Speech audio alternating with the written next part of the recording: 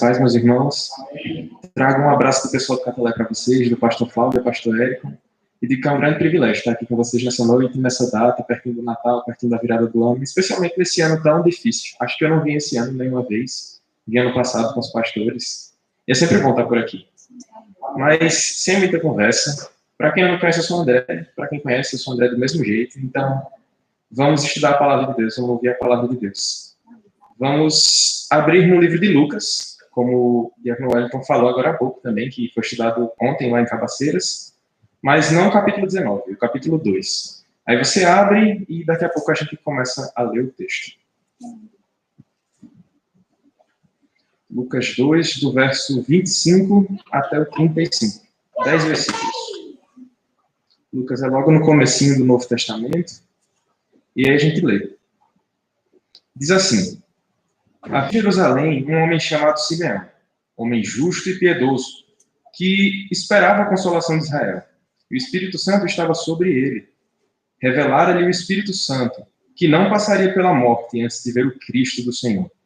Movido pelo Espírito, foi ao templo, e quando os pais trouxeram o menino Jesus, Simeão tomou nos braços e louvou a Deus, dizendo: agora, Senhor, pode despedir em paz o teu servo, segundo a tua palavra, porque os meus olhos já viram a tua salvação, a qual preparaste diante de todos os povos, luz para a revelação dos gentios, e para a glória do teu povo de Israel.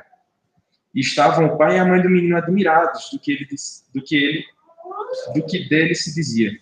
Simeão os abençoou e disse a Maria, mãe do menino: eis que este menino está destinado tanto para a ruína, como para o levantamento de muitos em Israel, e para ser alvo de contradição.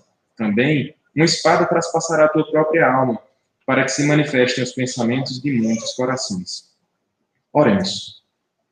Senhor Deus, essa é a tua palavra. Estamos aqui para aprender dela, ouvir a tua voz através da palavra. Que todo homem se cale para que o Senhor fale.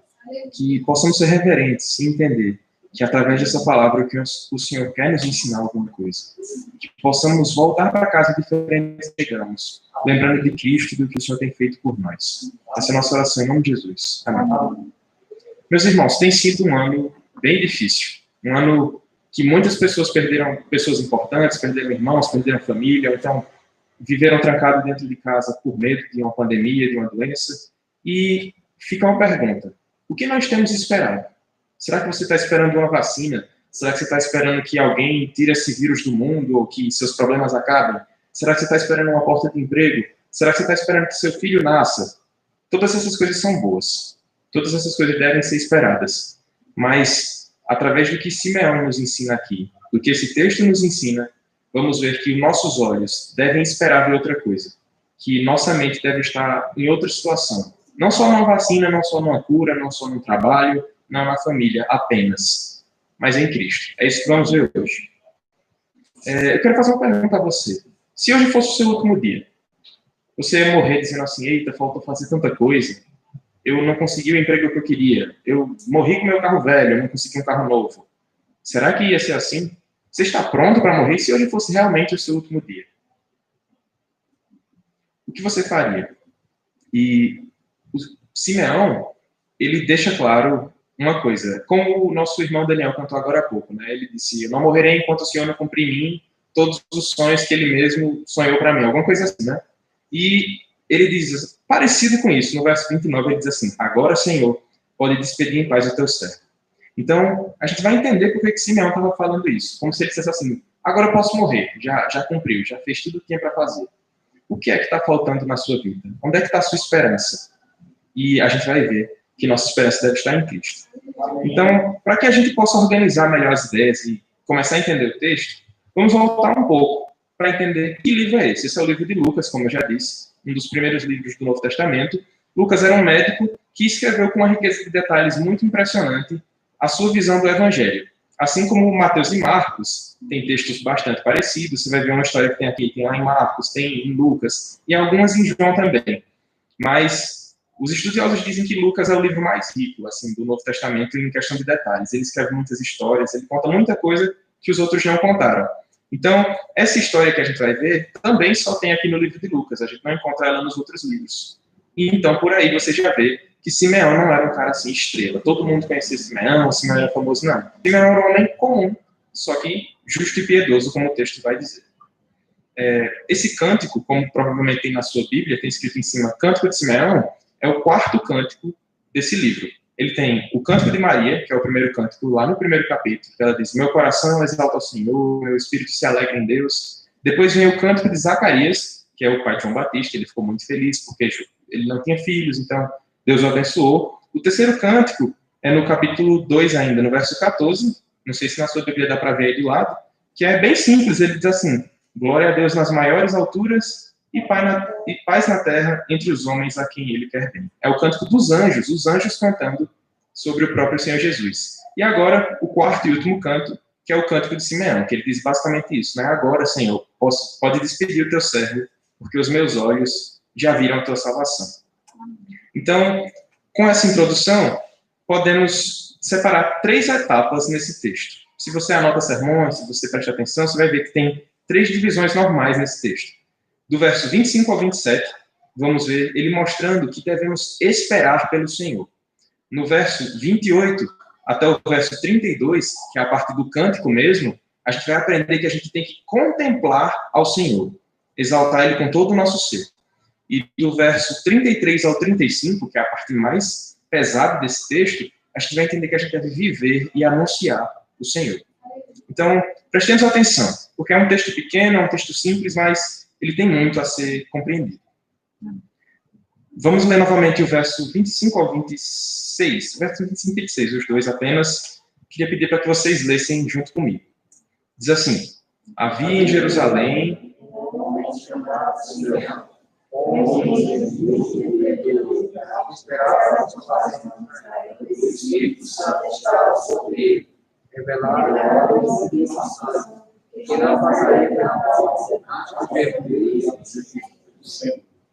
Você já reparou como a nossa vida é uma correria? Quando você é criança, é uma correria literal. Você brinca de esconde-esconde, brinca de polícia ladrão, brinca de muita coisa correndo.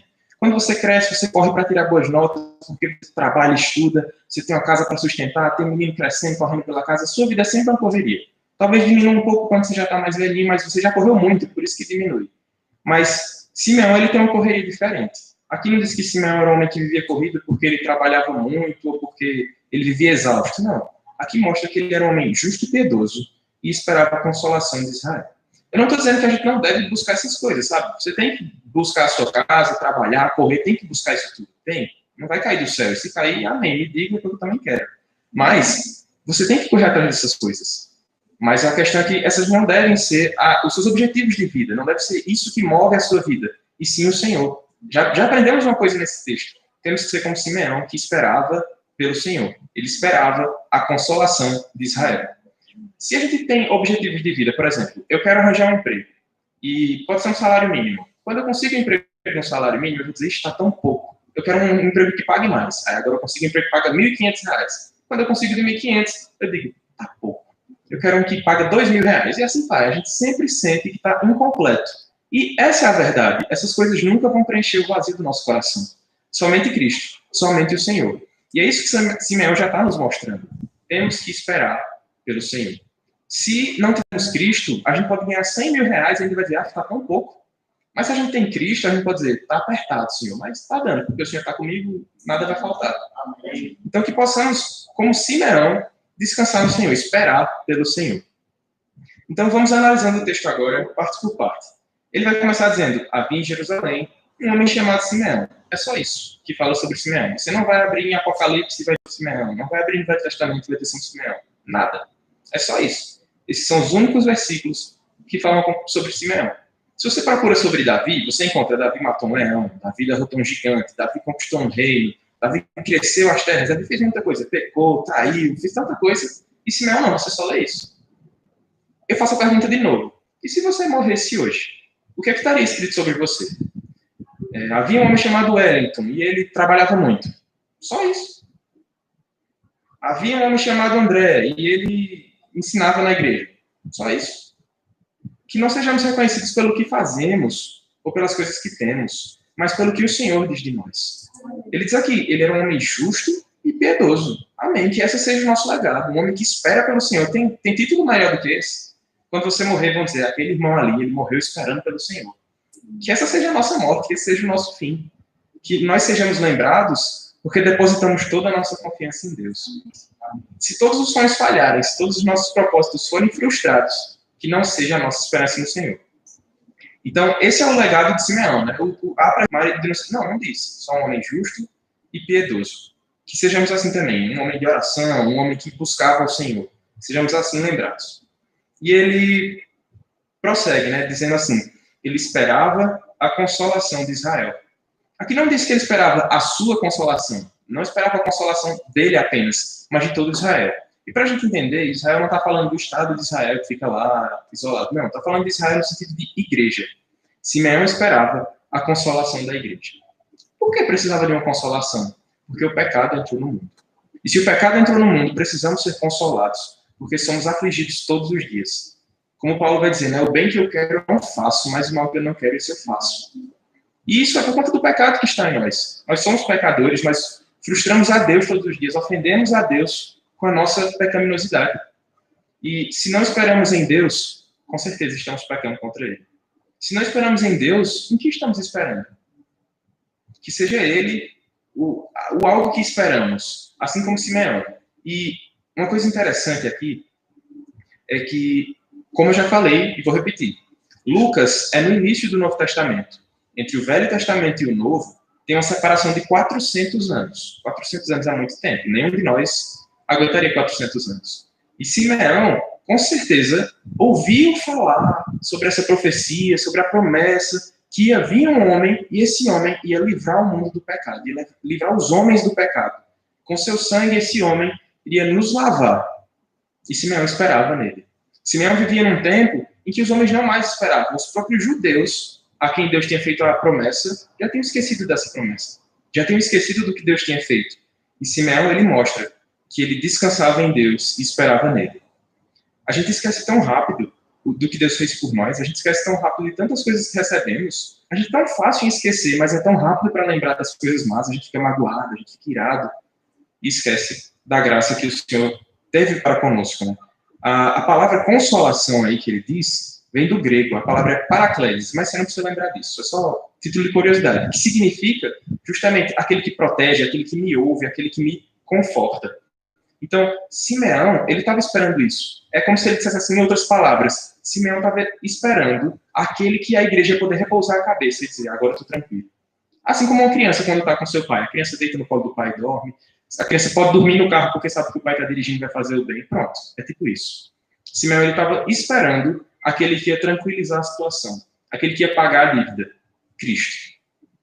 Para que a gente possa entender por que eu estou dizendo que Simeão era um dos poucos que lembrava, a gente precisa abrir a nossa Bíblia em outro livro, o livro de Isaías. Queria pedir a ajuda de 3 irmãos. Um que abre em Isaías 25:9, o outro em Isaías 66, 12 e 13, e o outro em Isaías 40, no versículo 1 e 2. Quem for abrindo, pode ler.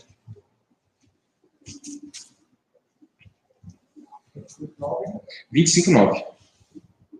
Naquele dia se dirá, eis que este é o nosso Deus em que esperávamos, e ele nos salvará. Este é o Senhor, a quem aguardávamos. Na sua salvação exultaremos e nos alegraremos.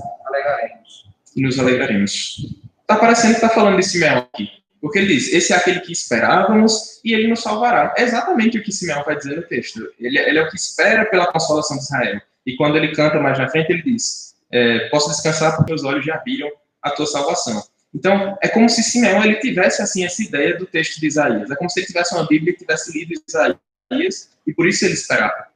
Mas vamos para o 66? Isaías 66, 12 e 13.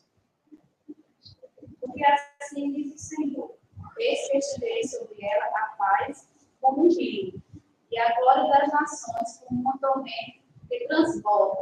Então mamareis, os braços vos trarão, e sobre os joelhos vos alentarão. Como alguém a quem sua mãe consola, assim eu vos consolarei, e em Jerusalém vos sereis consolados. Amém. Então, mais um texto mostrando que Israel seria consolado. Havia a promessa, não era uma coisa da cabeça de Simeão. Ele tinha recebido essa promessa, que haveria alguém que seria como um rio, e Cristo é esse rio, que quem está plantado junto do rio floresce no tempo certo, cresce, dá frutos. Então, essa é a ideia. Cristo é o consolo que há muito tempo eles esperavam. Muitos já tinham esquecido, mas Simeão lembrava. E Simeão aqui está representando a igreja como um todo. A igreja é aquela que faz 2000 anos que Cristo veio, a gente ainda espera. E vai esperar quantos anos forem necessários até que ele venha. Vamos ler o último texto de Isaías 40, 1 e 2.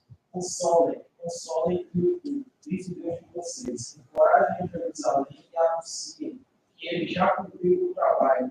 Ele foi imposto, falou com sua iniquidade e recebeu a mão do Senhor e perdoou por todos os seus pecados. Amém. Mais um texto mostrando que viria o Consolador, que ia pagar a dívida, que ia consolar o nosso coração e que ia pagar por todos os nossos pecados. Então, Simeão, ele tinha noção dessas histórias, dessas profecias, e por isso ele esperava. Que a gente seja assim, né? Porque a gente, 2000 anos depois, tendo a Bíblia, nossos bons pregadores, como o Wellington falou, que a gente pode ver aí Pedro Pinheiros, a gente pode assistir a Catolé, e todas as igrejas que a gente quiser botar na internet e assiste, a gente ainda assim esquece tão rápido. A gente está aqui no domingo, na segunda-feira já vem um problema, a gente já esquece, na terça-feira a gente nem lembra mais. Mas que a gente possa lembrar todos os dias. Se demora 40 anos, 400 anos, 4.000 anos, o tempo que for, que no nosso último dia a gente seja lembrado como Simeão. Eu esperei pelo Senhor. Seja o nosso trabalhar, seja esperar no Senhor. Mas ele complementa no verso 26, dizendo assim: revelar-lhe o Espírito Santo, que não passaria pela morte antes de ver o Cristo do Senhor. Aqui é uma observação interessante que ele diz o Cristo do Senhor. Os judeus, como eu já falei, eles não reconheceram a Cristo. Inclusive, eles esperam até hoje. Se você for lá em Israel, se tiver essa oportunidade, você vai ver que até hoje, eles não da Bíblia, ele realizava milagres, mas ele não era Deus. Mas a gente sabe que Jesus vai morrer antes de ver o Cristo do Senhor. Que palavra forte. Para ele saber que aquele ali seria, sim, o enviado. O que foi esperado desde Adão lá, quando Adão e Eva pecaram, que no Gênesis 3 diz, vai vir o seu descendente que pisará, que esmagará a cabeça da serpente. E eles esperam desde o Éden até aí, a chegada de Jesus. Então, se você já está começando a perceber, aqui é o nascimento de Jesus. Há muitos textos que as pessoas usam para pregar no Natal, para poder falar no Natal, mas escolhi esse texto porque ele é pouco falado.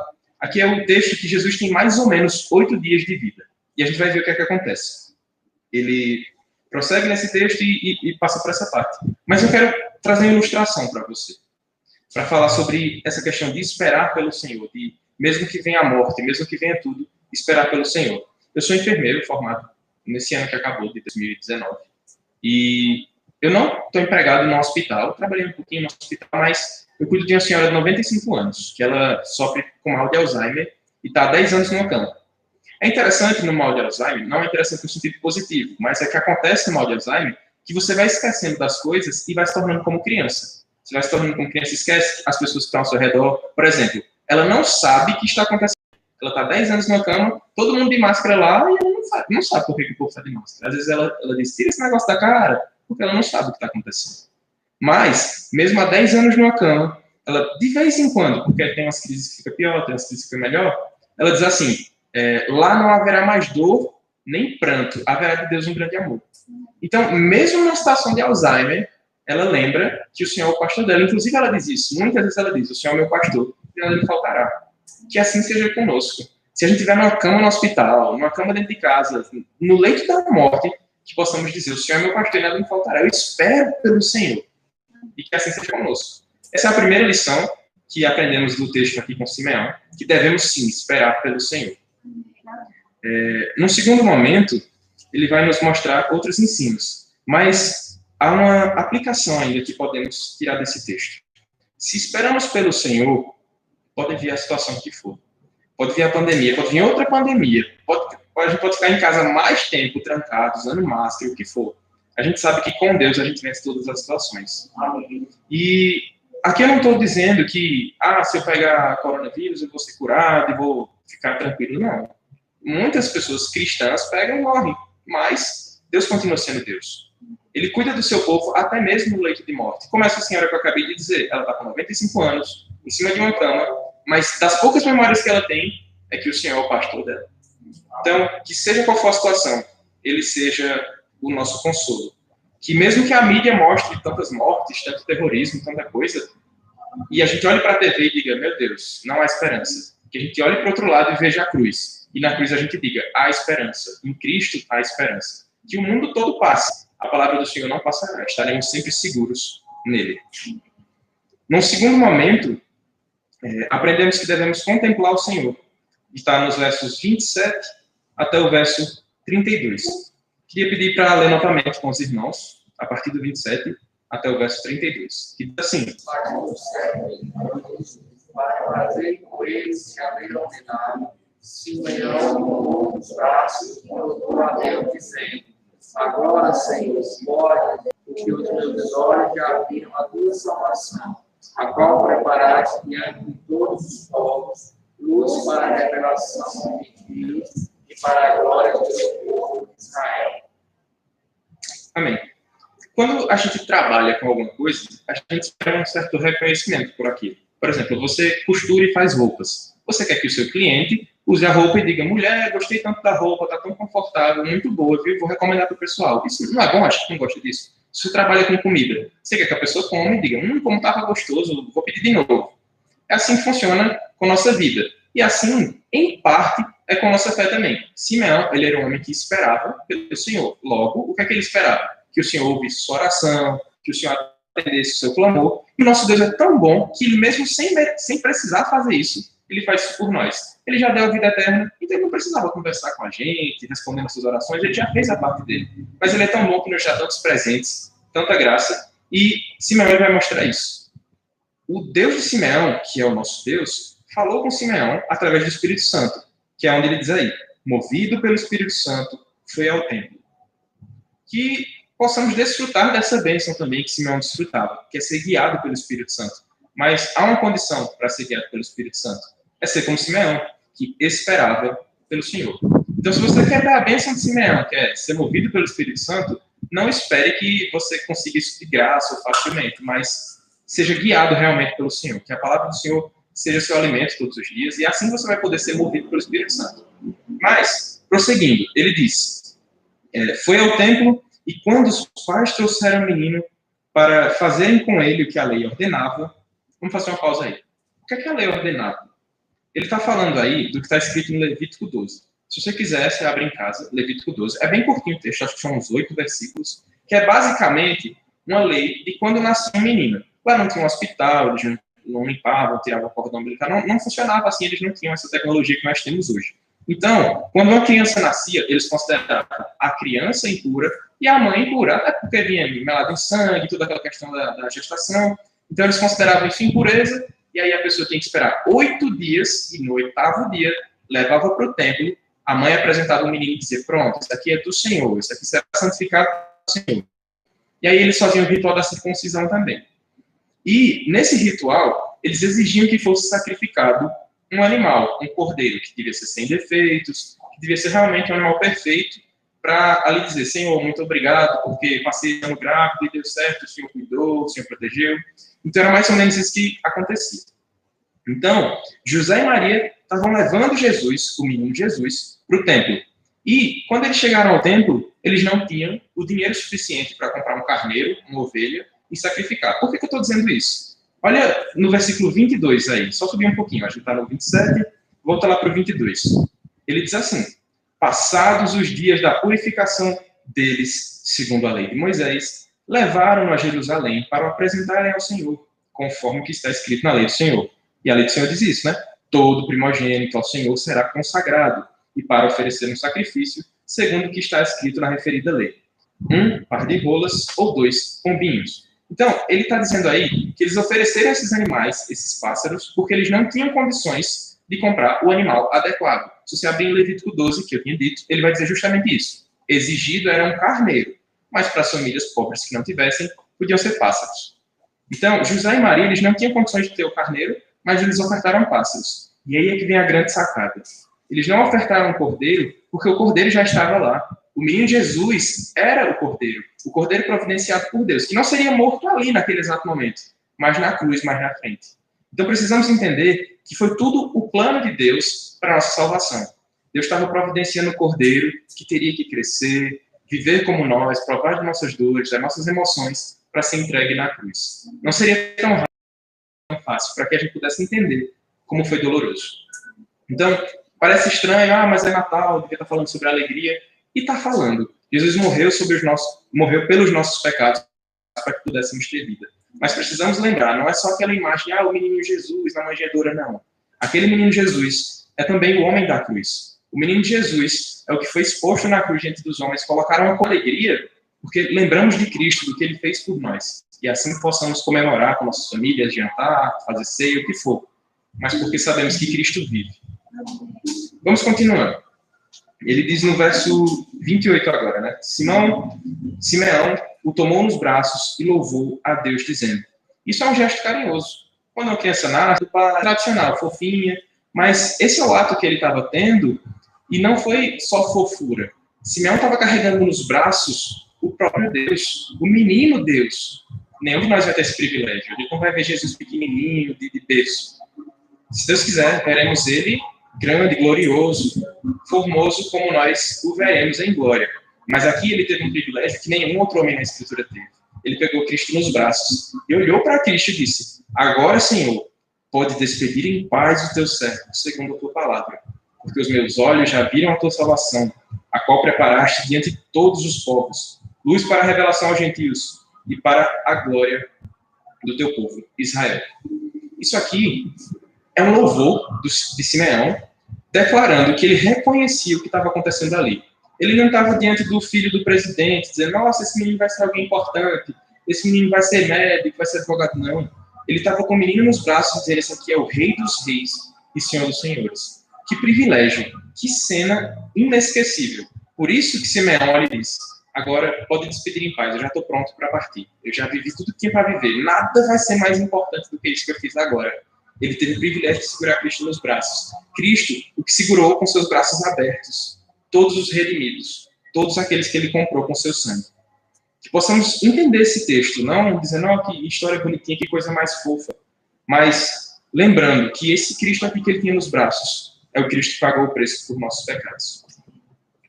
Ele prossegue aqui dizendo, porque os meus olhos viram a tua salvação.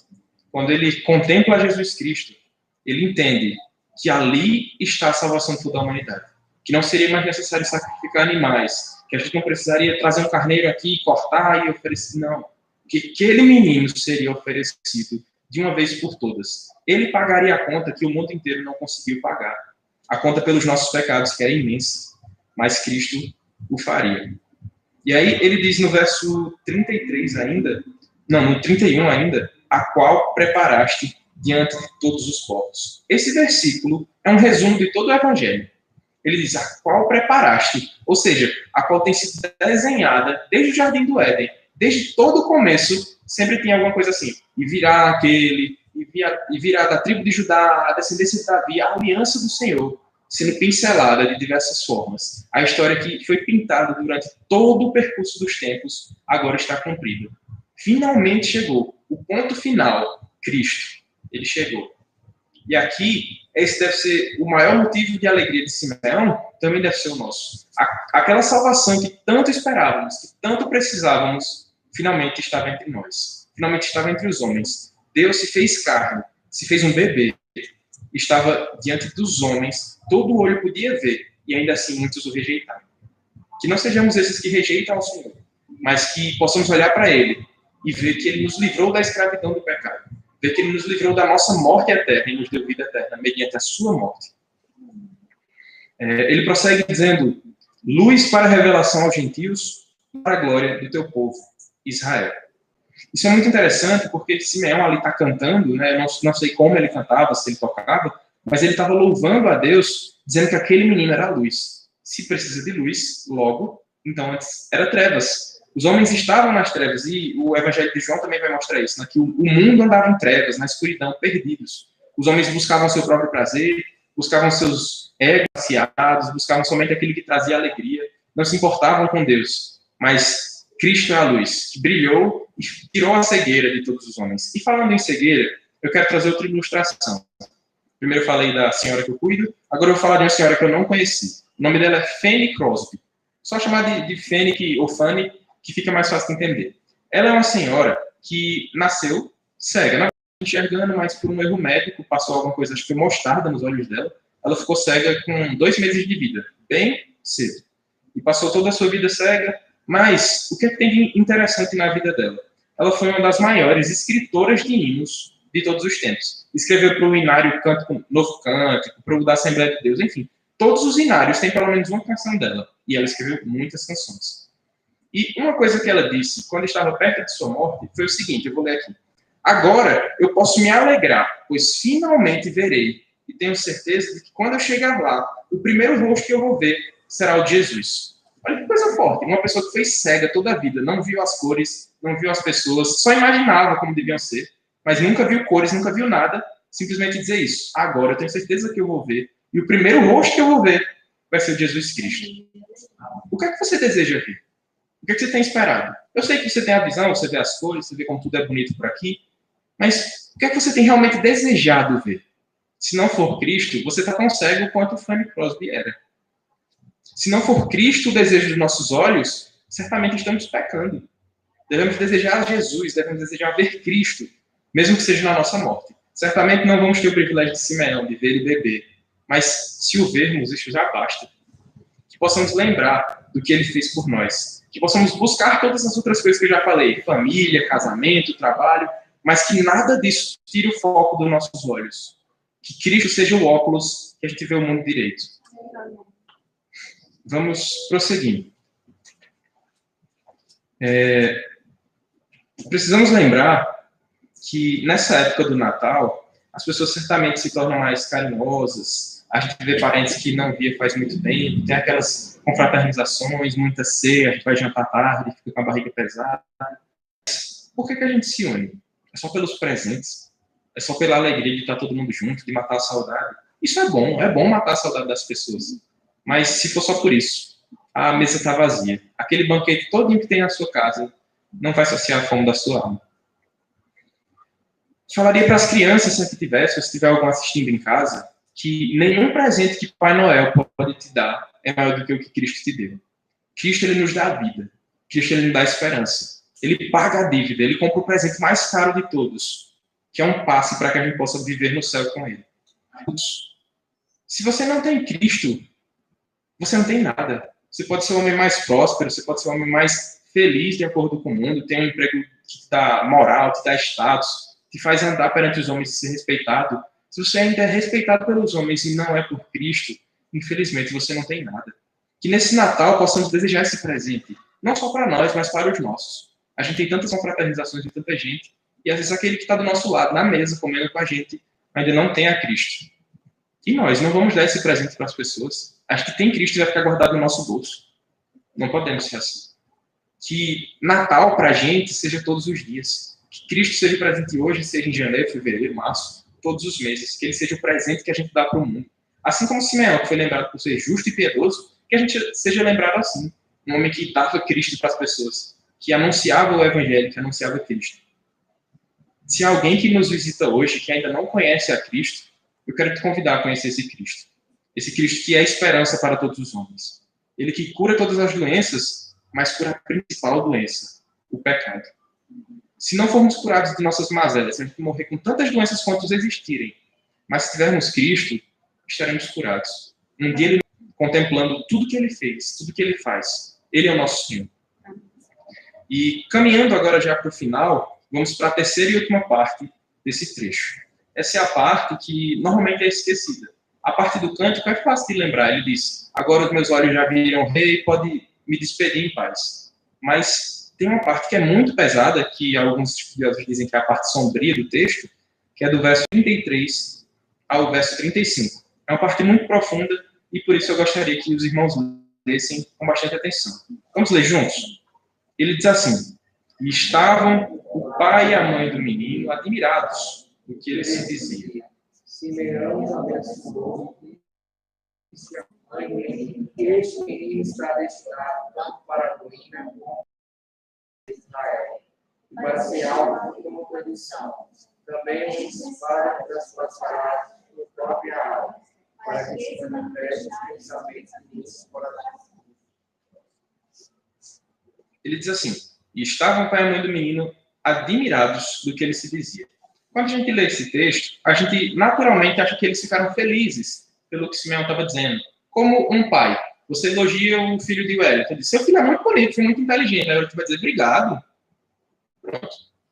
Mais ou menos isso. Só que aqui não é essa a reação deles. Esse admirados é uma palavra no grego que você não precisa decorar, mas eu vou falar só para poder mostrar como é estranho. É talmazontes. Talmazontes não é uma reação assim de obrigado, é uma reação de realmente espanto. Sabe quando você recebe uma notícia assim, fulano morreu, você faz...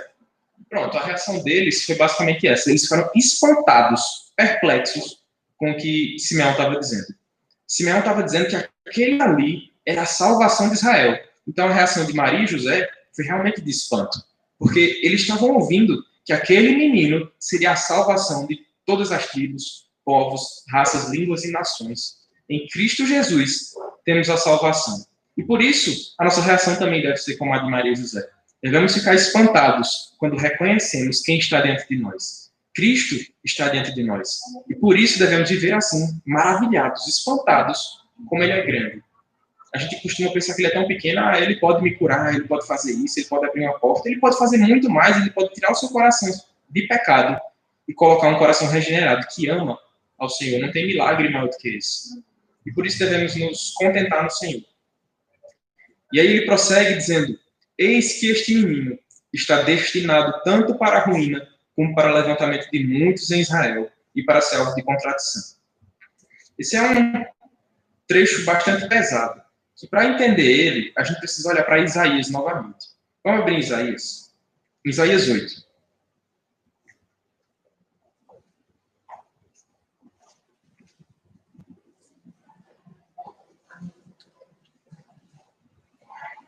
Livro do profeta Isaías, capítulo 8, no versículo 14 e versículo 15. Ele diz assim, ele vos será santuário, mas será pedra de tropeço e rocha de ofensa às duas casas de Israel. Laço e armadilha aos moradores de Jerusalém. Muitos dentre eles tropeçarão e cairão, serão quebrantados, enlaçados e presos. Olha que texto pesado. Ele está dizendo que Jesus, que essa profecia aqui é sobre Jesus, está falando que Jesus seria pedra de tropeço para muitas pessoas. Como assim pedra de tropeço? É a pedra que faz os homens caírem e perceberem o quanto estão errados. Cristo, para nós que fomos chamados por ele, é motivo de alegria. Por ele nós somos unidos. Por ele, tantas pessoas que talvez não se conhecessem, se conhecem. Povos se unem, igrejas se unem em um só propósito: louvar e engrandecer o nome do Senhor.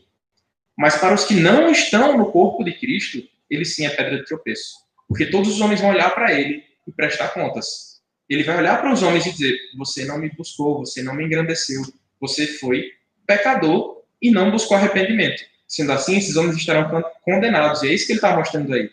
Que Cristo, ele fará cair esses homens. Ele será o quebrantador de tais homens. Então, por isso que Simeão, ele fala essas palavras tão duras, né, no verso 32. Na verdade, 34. Que o menino está destinado para a ruína e para o levantamento de muitos.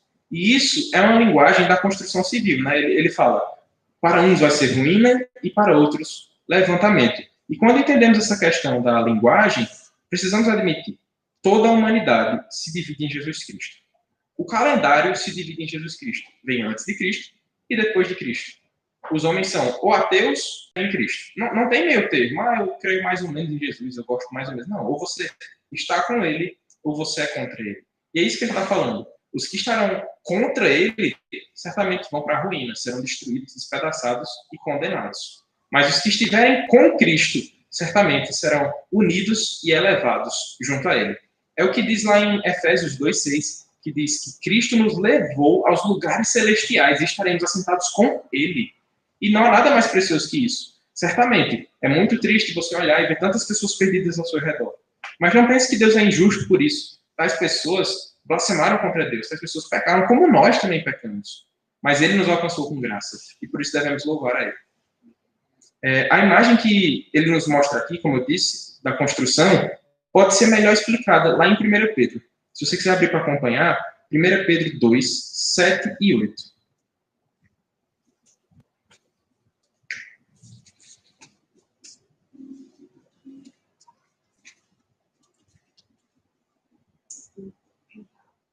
Ele diz assim: para vós, portanto, os que credes, é preciosidade, mas para os descrentes, a pedra que os construtores rejeitaram, essa veio a ser a pedra angular, pedra de tropeço e rocha de ofensa. Ou seja, aquele Cristo foi rejeitado por tantos homens que, ora diziam, Hosana ao Senhor que vive, e na outra hora diziam, soltem Barrabás, crucifica. Esse homem que foi rejeitado, esse Cristo que foi rejeitado, é a pedra angular, a pedra que é o alicerce, que sobre ela está edificada toda a igreja. Cristo é que firma a igreja, que sustenta a igreja. E aí a gente vai para uma parte ainda mais dura do texto, né, que ele diz assim, entre parênteses, aí provavelmente na sua Bíblia. Também uma espada traspassará a tua própria alma. Isso, Simeão está falando para Maria, dizendo assim, Maria, uma espada vai traspassar a sua alma, ou seja, uma espada vai cortar você ao meio. Isso não é assustador? Mas ele não estava falando no sentido literal. Ele estava mostrando aqui que Maria passaria por situações muito difíceis. E tem dois caminhos para a gente entender o que ele está dizendo. O primeiro caminho é o seguinte, de que a dor que Maria ia sentir seria tão grande como uma espada cortando, porque ela veria Jesus pendurado, judiado pelos homens. Então, a gente pode entender nesse caminho, de que Maria sentiria tanta dor por ver o seu próprio filho sendo maltratado, assassinado pelos homens.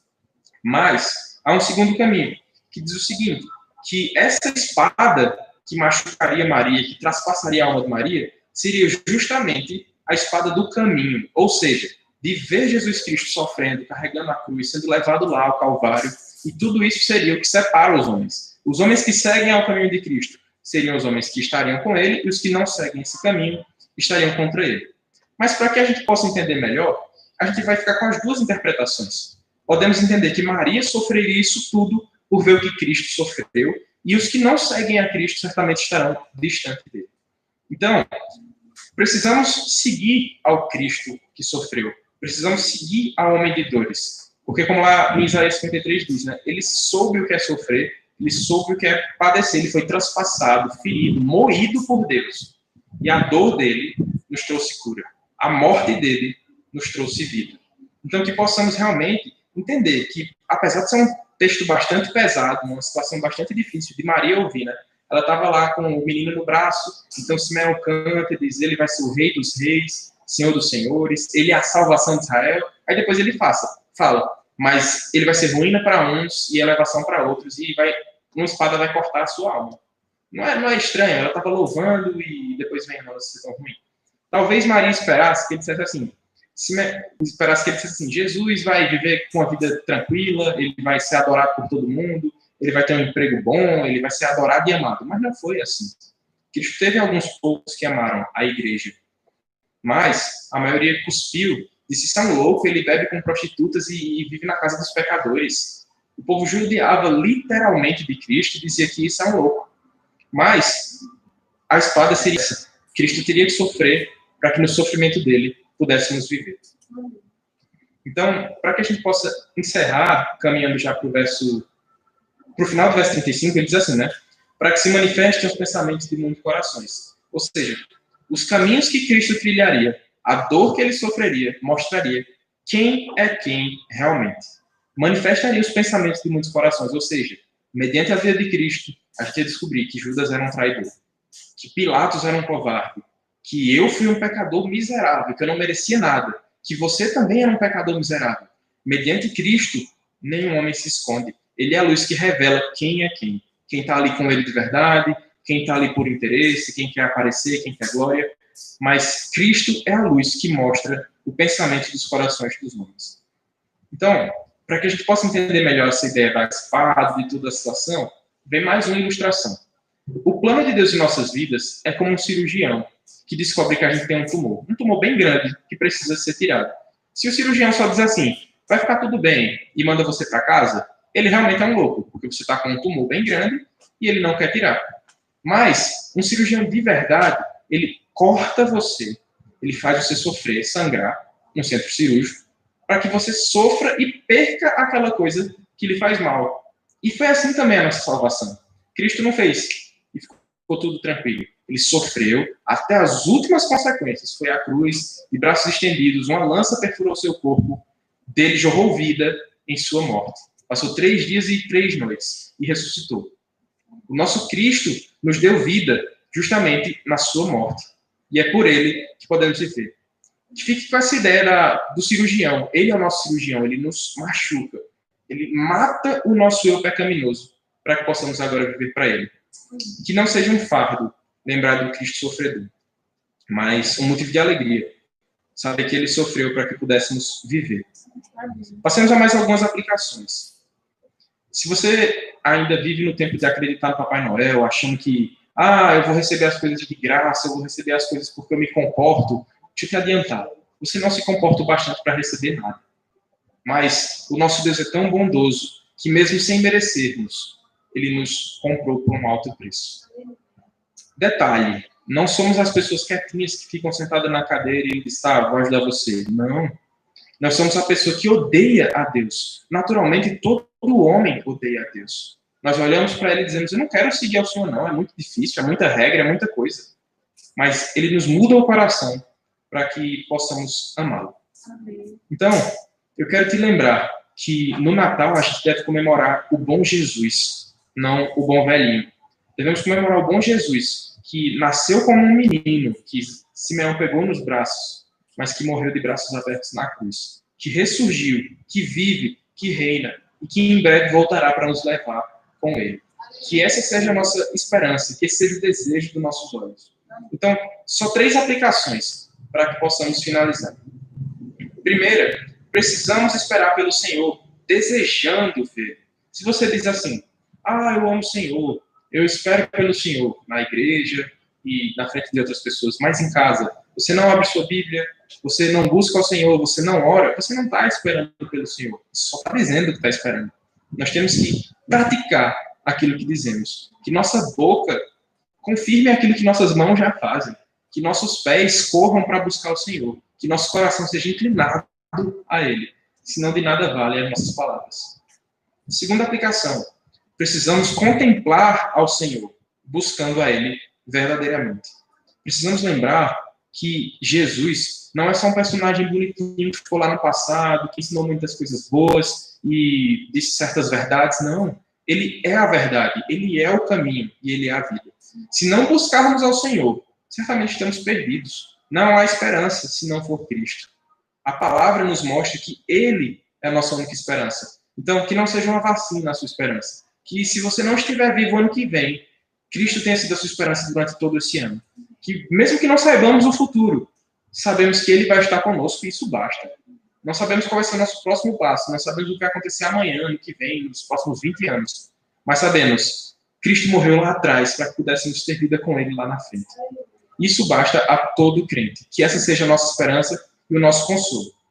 Terceira e última aplicação, precisamos viver para o Senhor até o fim de nossas vidas. O hino 116 que diz assim, mais perto quero estar, meu Deus, de ti. E esse hino ele vai falar de diversas coisas. Ele diz, mesmo que haja dor, mesmo que eu esteja exausto, cansado, mesmo que haja solidão, então mesmo quando a morte, enfim, me vier chamar. Mas em todas as situações, mais perto quero estar de ti, Senhor. Se você não quer estar mais perto do Senhor, se você não está disposto a buscar a Ele, certamente você tem muito a mudar no seu coração e na sua mente. Que nesse Natal, você reflita sobre Cristo, não sobre aquela imagem que a Igreja Católica espalha de um menino que foi pobre e viveu sofrendo. Isso é verdade. Ele veio, nasceu, sofreu, cresceu. O Rei dos Reis, o Senhor dos Senhores, que merece toda a nossa adoração, toda a nossa reverência. Que olhemos para o menino da manjedoura e lembremos do homem da cruz. Que olhemos para o que Cristo passou e lembremos do que ele nos prometeu. Que certamente se permanecermos fiéis, teremos vida com ele. Que no último dia, quando ele disser, venha, nós possamos ir e ele vai nos receber dizendo, servo bom e fiel, eu te conheço. Que não sejamos rejeitados porque rejeitamos ele em vida, mas que sejamos aceitos porque buscamos agradar o Senhor todos os dias. Que vivamos para ele hoje, amanhã, todos os dias. Que todo dia seja dia de lembrar de Cristo. E eu concluo dizendo, um Feliz Natal a todo aquele que lembra de Cristo.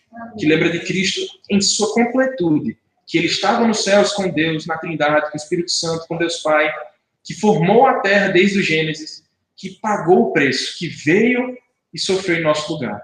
Que essa seja a sua lembrança. não seja só um tempo de ficar feliz e dar presentes e receber presentes, mas lembrar que o presente maior Ele já nos deu.